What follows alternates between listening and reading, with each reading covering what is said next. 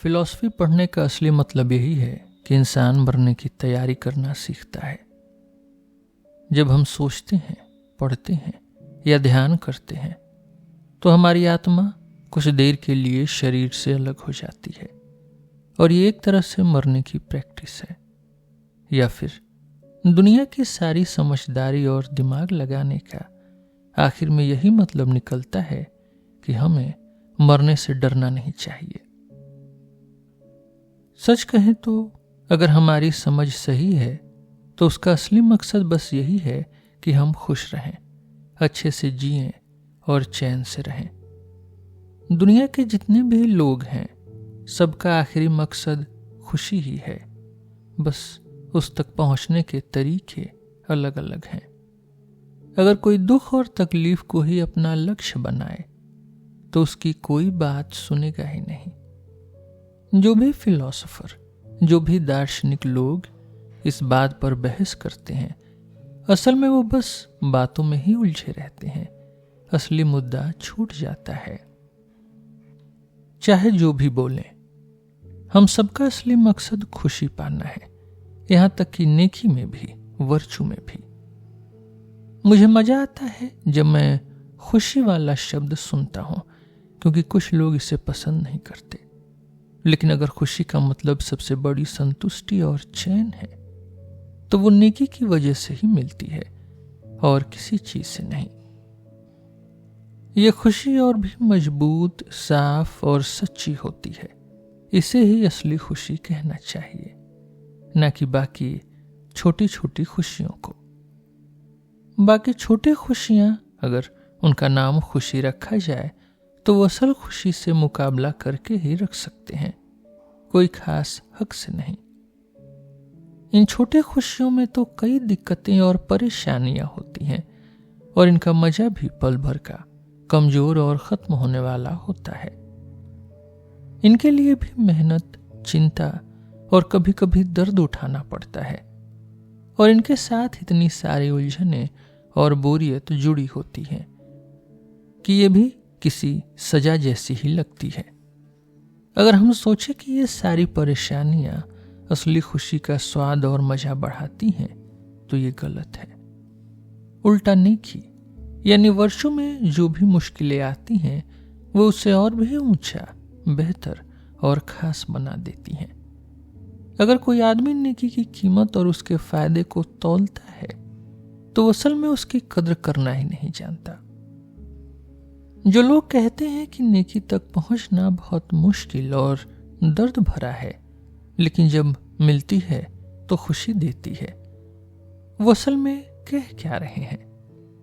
क्योंकि किसके पास इतना टाइम है कि बस कोशिश करता रहे और कभी असल में उसे पाए ही ना। लेकिन असल में नेकी की तरफ बढ़ना भी अपने आप में खुशी है। जिस चीज को पाने की कोशिश कर रहे हैं उसकी झलक रास्ते में भी मिलती है। नेकी में जो खुशी और संतुष्टि है उसकी चमक शुरुआत से ही दिखती है, हर कदम पर महसूस होती है। नेकी का सबसे बड़ा फायदा यही है कि इंसान को मौत से डरना नहीं सिखाती और यही वजह है कि जिंदगी में असली सुकून और चैन मिलता है।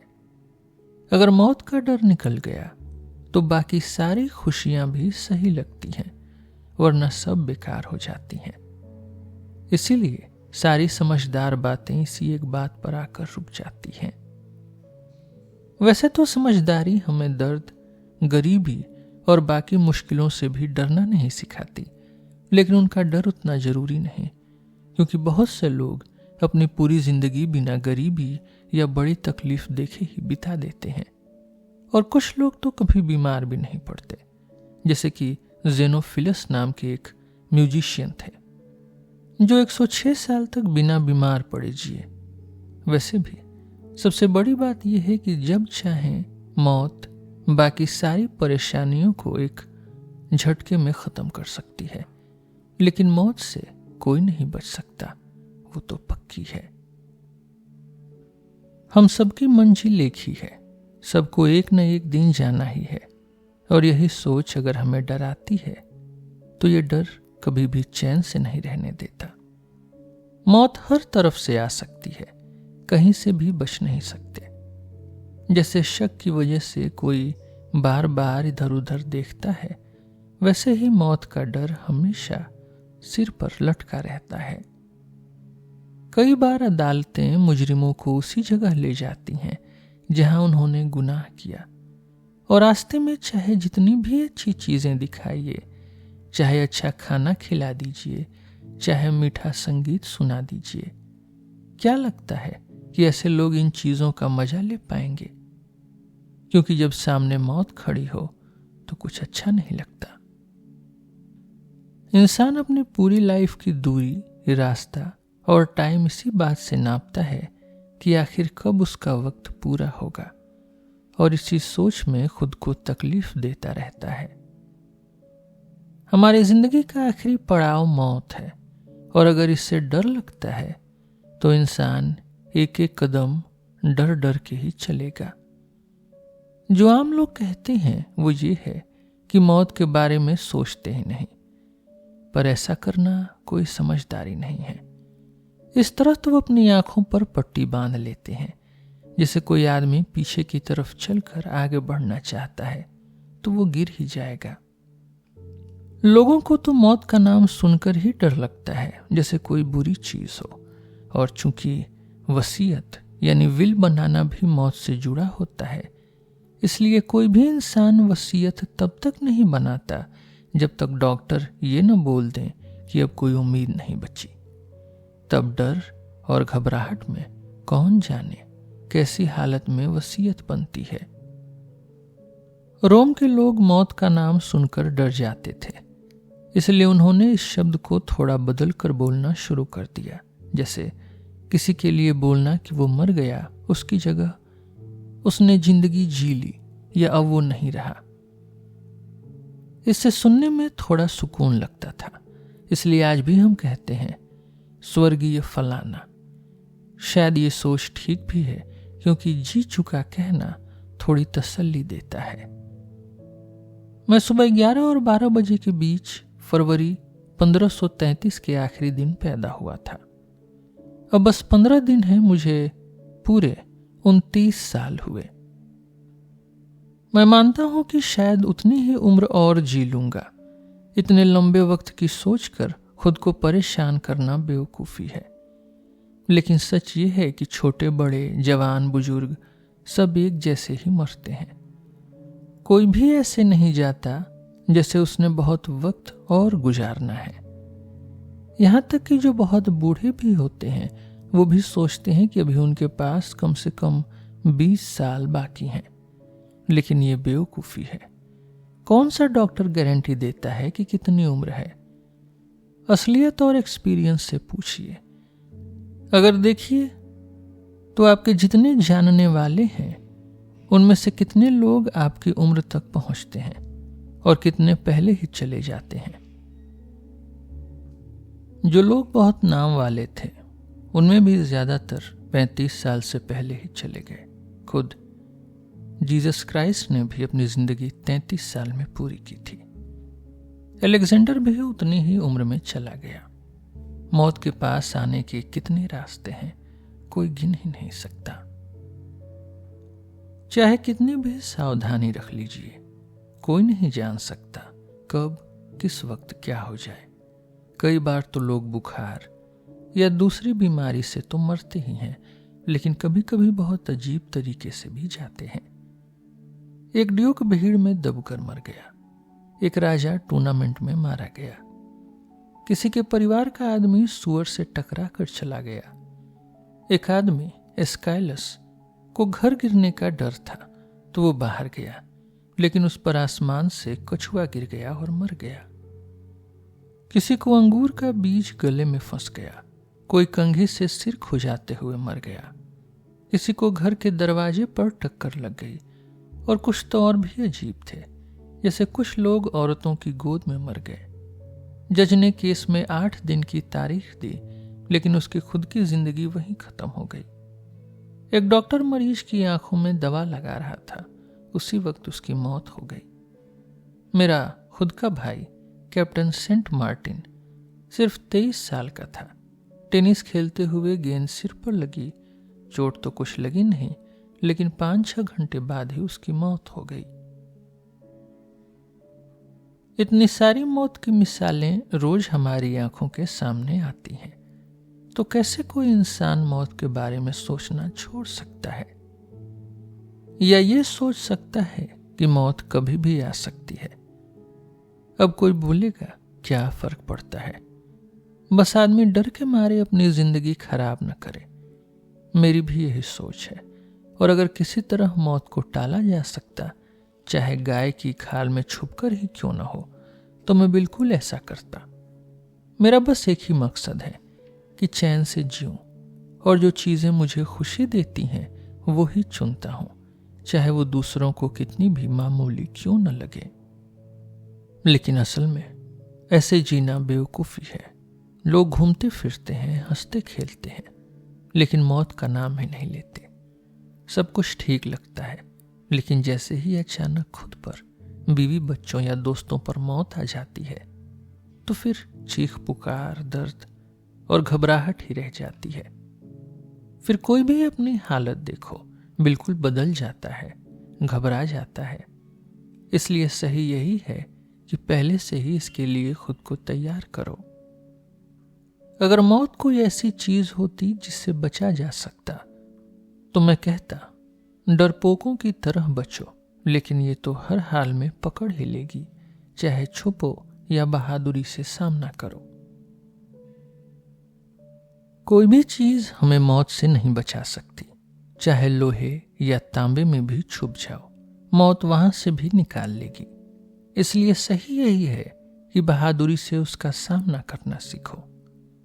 सबसे पहले तो उसके सबसे बड़े डर को निकाल दो, उसकी नई और अजीब फीलिंग को। उसे अपने ख्यालों में रोज लाओ, उसके बारे में सोचो। छोटी छोटी बातों में भी, जैसे घोड़े से गिरना, ईंट गिरना या सुई चुभना, हर बार सोचो अगर ये मौत होती तो। और खुद को हिम्मत दो। जब भी मजे करो, मस्ती में हो, तब भी ये मत भूलो कि हमारी हालत कितनी कमजोर है। कभी इतने खुश मत हो जाओ कि सब भूल जाओ। हमेशा ध्यान रहे कि ये खुशी भी एक दिन खत्म हो सकती है, और कितने तरीके से मौत आ सकती है।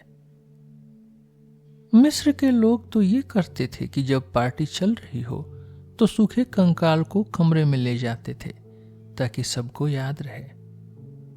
हर दिन को ऐसे जियो जैसे वो आपका आखिरी दिन है, और अगला दिन अगर आए तो उसे तोहफा समझिए। कहाँ मौत का इंतजार कर रही है, कोई नहीं जानता। इसलिए हर जगह उसके लिए तैयार रहिए।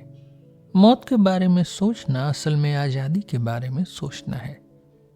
जो मरना सीख गया वो कभी किसी का गुलाम नहीं रहेगा। जिसे समझ आ जाए कि मौत बुरी चीज नहीं, उसके लिए जिंदगी में कुछ भी बुरा नहीं बचता। मरना सीखना ही असल में सब बंधनों से आजादी पाना है। एक बार एक राजा ने दूसरे को कहा, अपनी दुआ खुद से ही कर लो। सच बात यह है कि अगर नेचर साथ न दे तो कोई भी दिमाग या कला ज्यादा कुछ नहीं कर सकती। मैं खुद नेचर से दुखी इंसान नहीं हूं, लेकिन सोचने वाला हूं, और मैंने हमेशा अपने दिमाग में मौत की बातें ही सबसे ज्यादा सोची हैं, यहां तक कि अपनी जवानी के सबसे मस्त दिनों में भी। कई बार जब मैं औरतों की महफिल या खेल में होता था तो लोग सोचते थे कि शायद मैं किसी से जल रहा हूं या किसी उम्मीद में खोया हूं, पर असल में मैं अपने मन में बस ये याद कर रहा था कि कुछ दिन पहले ही कोई आदमी ऐसे ही पार्टी से वापस गया, प्यार और मस्ती की बातें सोचता हुआ, और उसे अचानक बुखार आ गया और उसकी मौत हो गई। तब मेरे दिमाग में यही चलता था कि क्या पता वही हाल मेरा भी हो जाए। ये सोच मेरे चेहरे पर कोई शिकन नहीं लाती थी।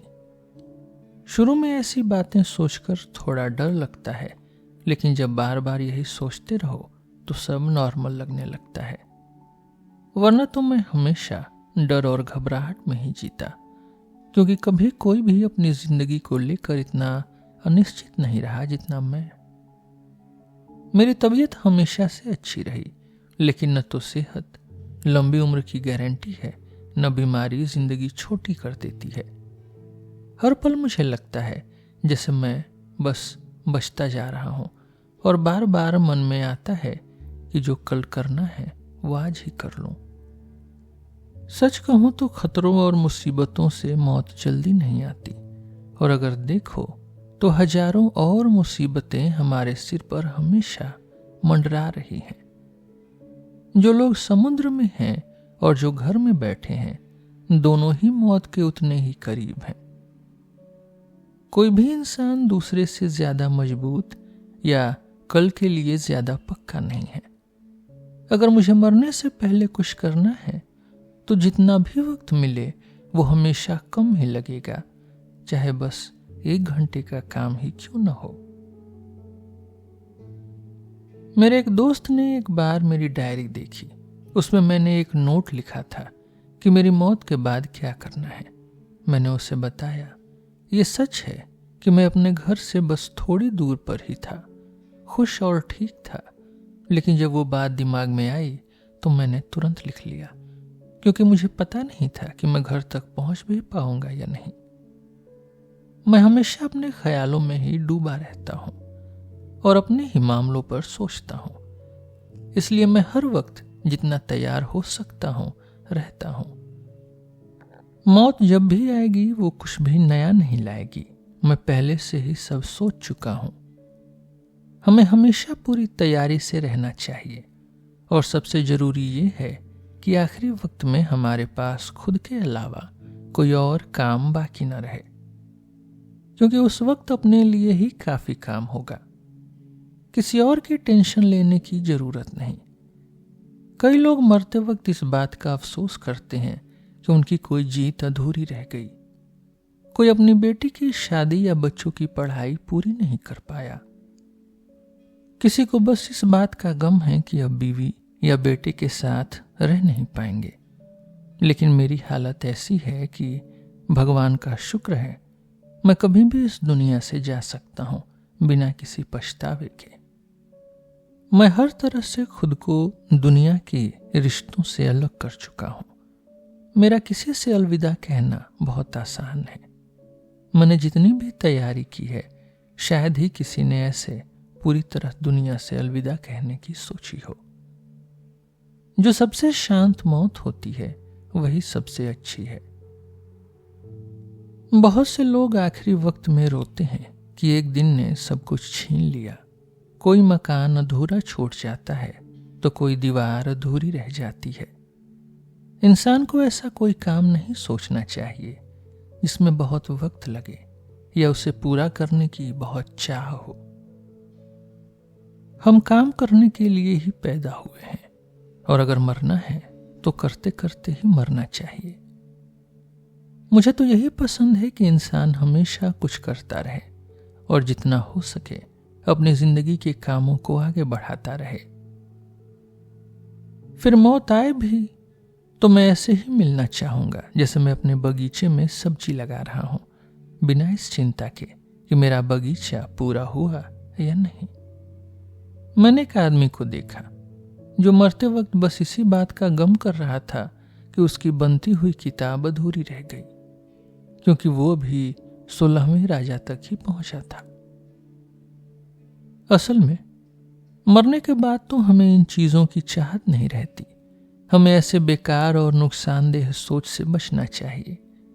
इसी सोच के लिए पहले लोगों ने कब्रिस्तान चर्च के पास और शहर की भीड़ भाड़ वाली जगहों में बनाए थे, ताकि आम लोग, औरतें और बच्चे लाश देखकर डरे नहीं और हड्डियों, कब्र और अंतिम संस्कार का नजारा बार बार देख के सबको याद रहे कि जिंदगी कितनी नाजुक है। पहले तो ऐसा भी होता था कि लोग पार्टी में खून खराबा और तलवारबाजी दिखाते थे, और कई बार मरते हुए आदमी टेबल पर ही गिर जाते थे। मिस्र के लोग तो पार्टी के बाद एक बड़ा सा मौत का पुतला लाकर सबको दिखाते थे और कोई चिल्लाकर कहता था, खाओ पियो खुश रहो, मरने के बाद तुम ऐसे ही बन जाओगे। इसलिए मैं तो मौत को सिर्फ अपने दिमाग में ही नहीं बल्कि अपनी जुबान पर भी हमेशा रखता हूं। मुझे सबसे ज्यादा इसी बात में दिलचस्पी रहती है कि लोग कैसे मरते हैं, उनके आखिरी शब्द क्या होते हैं, उनका चेहरा कैसा होता है, उनका बिहेवियर कैसा होता है। मैं जब भी कोई किताब पढ़ता हूं तो ऐसी ही बातें ध्यान से पढ़ता हूं। अगर मैं किताबें लिखता तो अलग अलग मौतों की लिस्ट और उनके बारे में कमेंट जरूर बनाता।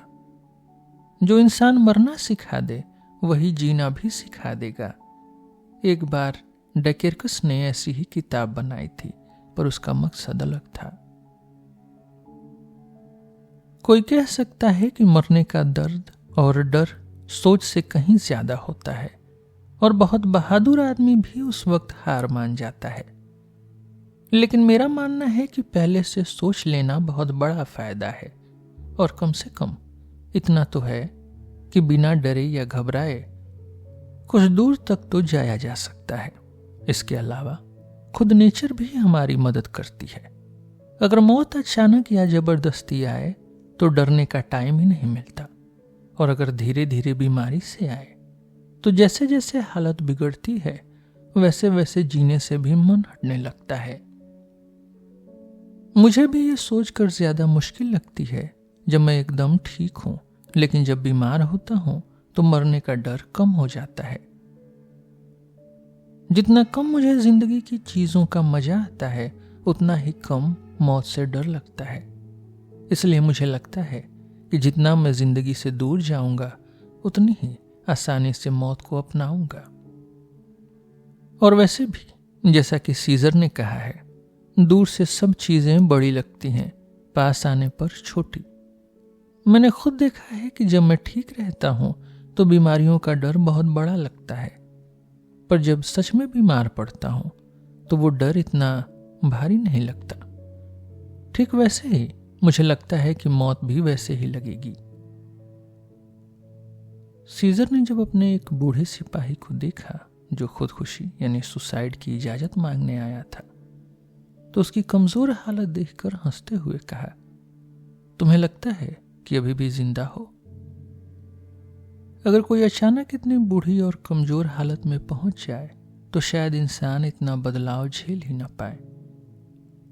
लेकिन नेचर धीरे धीरे एक एक कदम हमें इस हालत तक लाती है, और इसी वजह से ये सब नॉर्मल सा लगने लगता है।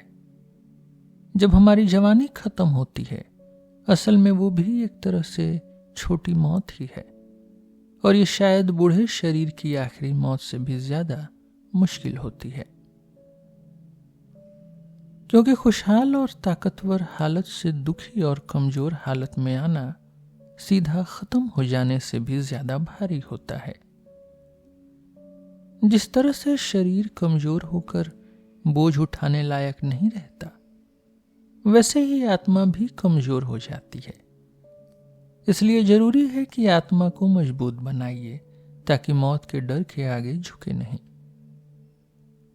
जब तक डर रहेगा तब तक आत्मा कभी शांत नहीं हो सकती, लेकिन अगर वो खुद को तैयार कर ले तो फिर उस पर कोई भी डर, चिंता या परेशानी असर नहीं कर सकती।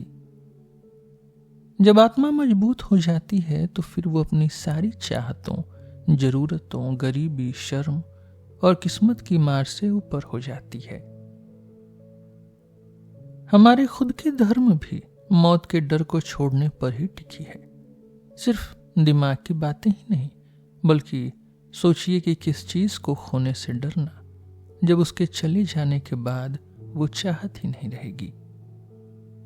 जब इतनी तरह की मौतें हमारे सामने खड़ी हैं तो बार बार उनका डर रखने से अच्छा है एक बार उसका सामना कर लिया जाए। और मौत तो आनी ही है, फिर डरने का क्या मतलब। किसी ने सोक्रेटिस से कहा, तुम्हें मौत की सजा मिली है, तो उसने कहा, नेचर ने उन्हें भी तो सजा दी है।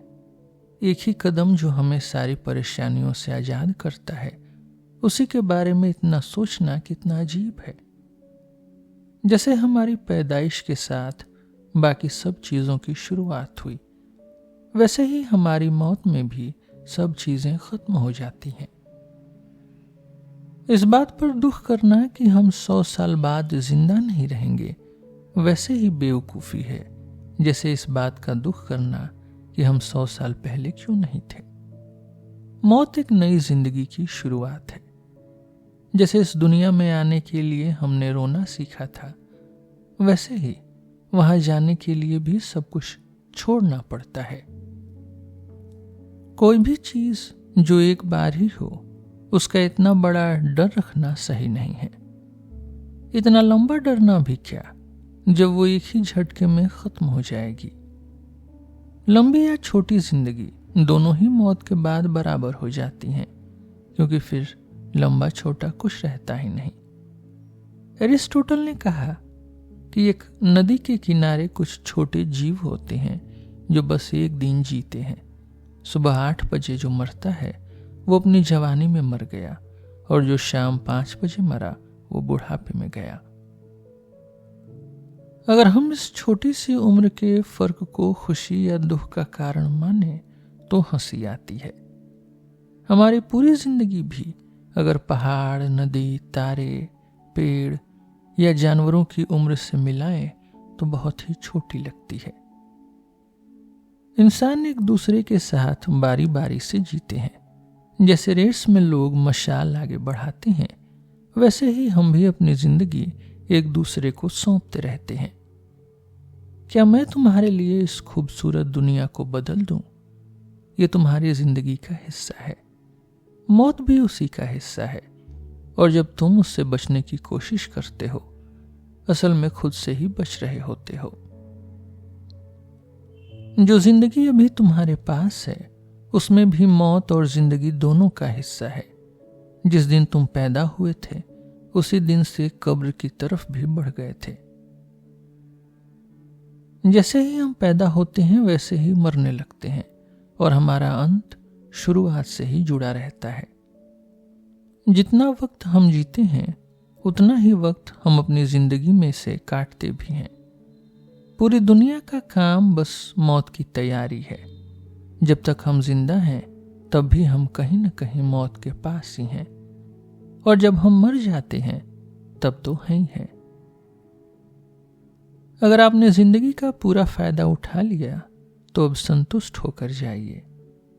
अगर आपने जिंदगी का सही इस्तेमाल नहीं किया और वो आपके किसी काम की नहीं थी, तो उसे खोने का कोई दुख भी नहीं चाहिए, और न ही उसे और लंबा खींचने का कोई मतलब।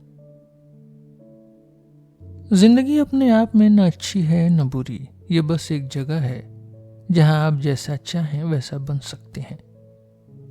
और अगर आपने एक दिन भी सही जी लिया तो सब देख लिया। एक दिन सारे दिनों के बराबर है। यही सूरज, यही चांद, यही तारे, यही दुनिया आपके पूर्वजों ने भी देखी थी, और आने वाली पीढ़ियां भी यही देखेंगी। जितना भी हो सकता है, एक साल में सारी दुनिया का रंग रूप, मौसम सब बदल जाता है।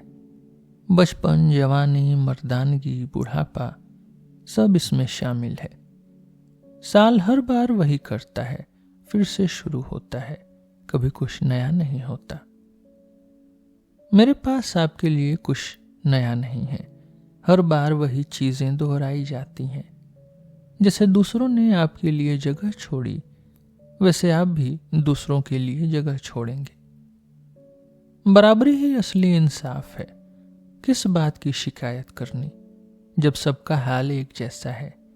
चाहे जितना भी जी लो, मरने के बाद की हालत उतनी ही लंबी है जितनी किसी और की, चाहे बचपन में मरिए या बुढ़ापे में। मौत हमेशा रहेगी, चाहे जितनी लंबी जिंदगी जी लीजिए, उसका कुछ फर्क नहीं पड़ता। और मरने के बाद न आपको खुद की फिक्र रहेगी, न जीने की इच्छा, न कोई दुख। ये बात भी कोई मायने नहीं रखती कि आप जिंदा हैं या मर चुके हैं। जिंदा हैं तो हैं, मर गए तो अब हैं ही नहीं। कोई भी अपनी मौत से पहले नहीं मरता। जो वक्त अभी आने वाला था वो आपका कभी था ही नहीं, जैसे वो वक्त भी आपका नहीं था। जो आपके जन्म से पहले बीत गया था। जहां भी आपकी जिंदगी खत्म हो वहीं सब कुछ है। असली बात यह है कि लंबी जिंदगी नहीं बल्कि सही तरीके से जीना जरूरी है।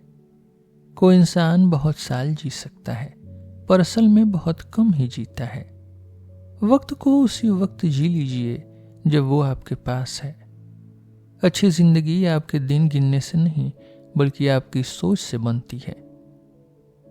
क्या कभी आपको ऐसा नहीं लगता कि जिस जगह की तरफ जा रहे हैं वहां कभी पहुंचेंगे ही नहीं, लेकिन हर सफर का एक अंत होता ही है और अगर साथ चाहिए तो सब इसी रास्ते पर जा रहे हैं। पूरी दुनिया वही डांस कर रही है जो आप कर रहे हैं। क्या कोई चीज है जो आपके साथ साथ बूढ़ी नहीं हो रही? हजारों लोग, जानवर और बाकी सब चीजें उसी वक्त मरती हैं जिस वक्त आप मरते हैं। चिरन ने अमरता से मना कर दिया था जब उसे शर्तें पता चली। सोचिए अगर जिंदगी कभी खत्म न हो तो वह इंसान के लिए कितनी भारी और बोरिंग हो जाएगी। अगर मौत न होती तो शायद आप मुझसे उसकी कमी की शिकायत करते। मैंने जिंदगी और मौत दोनों में थोड़ा थोड़ा मजा और थोड़ा थोड़ा दर्द मिला दिया है ताकि आप दोनों से संतुलित रहिए। न जीने से ऊब जाइए न मरने से डर जाइए। थेल्स ने भी कहा था जीना और मरना दोनों एक जैसे ही हैं। इसलिए जब उनसे पूछा गया कि फिर मर क्यों नहीं जाते तो उन्होंने कहा क्योंकि दोनों में कोई फर्क नहीं। पानी, जमीन, हवा और आग ये सब आपकी जिंदगी के लिए जितने जरूरी हैं उतने ही मौत के लिए भी हैं। अपने आखिरी दिन से डर क्यों रहे हैं? वो भी आपकी मौत में उतना ही हिस्सा रखती है जितना बाकी हर दिन। मैंने कई बार ये सोचा है कि जब जंग में मौत सामने आती है, चाहे अपने लिए हो या दूसरों के लिए, तो वो घर की मौत जितनी डरावनी नहीं लगती। अगर ऐसा न होता तो जंग में लड़ने वाले सब लोग डॉक्टर या रोने वाले कमजोर इंसान होते। और यह भी हैरानी की बात है कि मौत तो हर जगह एक जैसी है, फिर भी गांव के आम लोगों या गरीबों में मौत का डर अमीर या बड़े लोगों से कम क्यों होता है? मुझे लगता है असली डर तो उन भारी भरकम रस्मों और तैयारियों का है जो हम मौत के वक्त करते हैं, असल मौत से नहीं।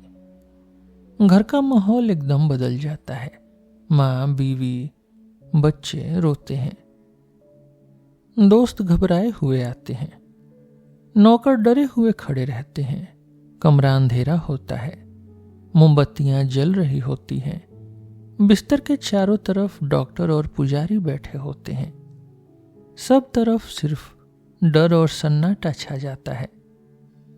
ऐसा लगता है जैसे इंसान मरने से पहले ही कब्र में जा चुका है। जैसे बच्चे अपने पहचान वालों से भी डर जाते हैं जब वो मुखौटा पहन लेते हैं, वैसे ही हम भी मौत के नकली डर से डरते हैं। सबसे अच्छी मौत तो वही है जिसमें इन सब रस्मों और तैयारियों का टाइम ही न मिले।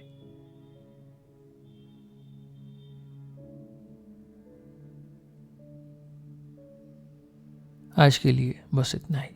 हम फिर मिलेंगे आपसे एक नए एपिसोड में एक नए टॉपिक के साथ। मेरा नाम है रोहित और आप सुन रहे थे सिलेबस विद रोहित। धन्यवाद।